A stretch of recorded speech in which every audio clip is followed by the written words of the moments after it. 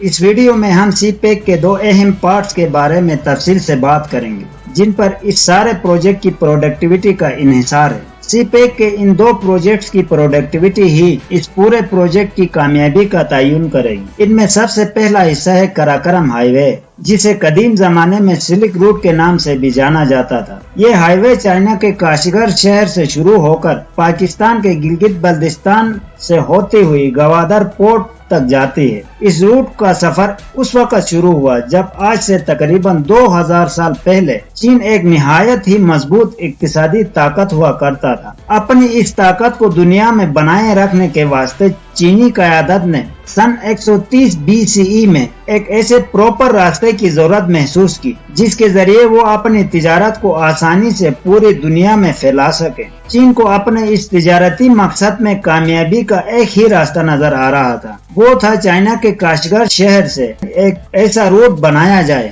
جو گلگت بلتستان کو کراس کرتا ہوا عربین سی سے جا ملے۔ یہ روٹ 130 BCE سے 1453 CE تک چائنا کا اہم ترین اقتصادی روٹ سمجھا جاتا اور مانا جاتا تھا، کیونکہ چائنا اسی روٹ کے ذریعے سے ہی ساری دنیا سے تجارت کرتا تھا۔ سن 1453 CE میں جب خلافت عثمانیہ نے چائنا سے تجارتی بائیکاٹ کا اعلان کیا تو اس سلک روٹ کی اہمیت چائنا کے لیے اتنی امپورٹنٹ نہیں رہی جتنی پہلے تھی۔ اس کے بعد چائنا نے اپنی تجارت کو دنیا میں پھیلانے کے لیے دوسرے راستے ڈھونڈنا شروع کیا، لیکن سلک روٹ یعنی آج کے زمانے کا قراقرم ہائی وے کی اہمیت کئی سالوں بعد ایک بار پھر اس وقت اہمیت اختیار کر گئی جب چائنا ورلڈ وار کے کرائسس سے مکمل طور پر نکلنے میں کامیاب ہوا اور اپنی اس کامیابی کو طاقت میں بدلنے کے لیے عالمی منڈیوں کی ضرورت محسوس ہوئی، اور اپنی اس ضرورت کو پوری کرنے کے لیے چائنا نے سن 1960 کی دہائی میں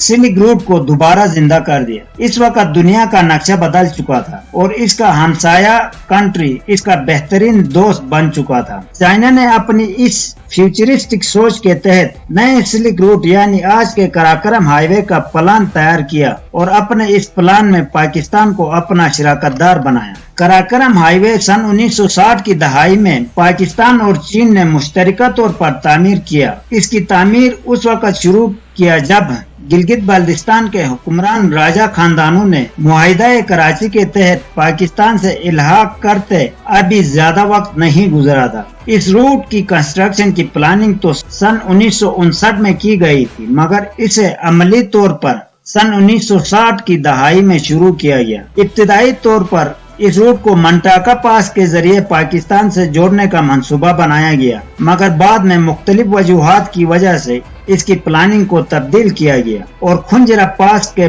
پرخطر پہاڑوں سے گزارنے کا فیصلہ کیا گیا۔ اس ہائی وے کی تعمیر کے دوران 810 پاکستانی اور تقریباً 140 چائنیز مزدوروں نے اپنی جانیں گنوا دی۔ سن 1960 کی ابتدا میں شروع ہونے والے اس پروجیکٹ کو 2 حکومتوں نے دن رات محنت کرنے کے بعد 20 سال کے طویل عرصے میں اسے مکمل کیا اور سن 1979 میں اسے پبلک کے لیے کھول دیا گیا۔ اس کا زیادہ تر حصہ پرانے سلک روٹ پر ہی تعمیر کیا گیا ہے اور یہ دنیا کا سب سے بلند ترین میٹل ہائی وے ہے۔ یوں کئی صدیوں بعد چائنا نے اپنی اقتصادی طاقت کو دوبارہ دنیا پر مسلط کرنے کی منصوبہ بندی کا پہلا پڑاؤ طے کیا اور اب اس کا دوسرا پڑاؤ سی پیک کی شکل میں دنیا کے سامنے آ چکا ہے۔ چائنا کی یہ تاریخ رہی ہے کہ وہ اپنا انفلوئنس ہمیشہ اقتصادی برتری کی بنیاد پر قائم کرتا ہے اور آج بھی وہ اسی آئیڈیالوجی پر پوری طرح عمل پیرا ہے۔ یہ تو تھی سلک روٹ سے سی پیک تک کی سفری کہانی۔ اب آتے ہیں اس ویڈیو کے دوسرے حصے کی طرف، وہ ہے گوادر پورٹ اور اس کی اہمیت اور تاریخ۔ گوادر پورٹ ہمیشہ سے پاکستان کا حصہ نہیں رہا ہے، یہ زمانہ قدیم سے ہی عالمی طاقتوں کا مرکز رہا ہے جو سلک روٹ سے منسلک ہونے کی وجہ سے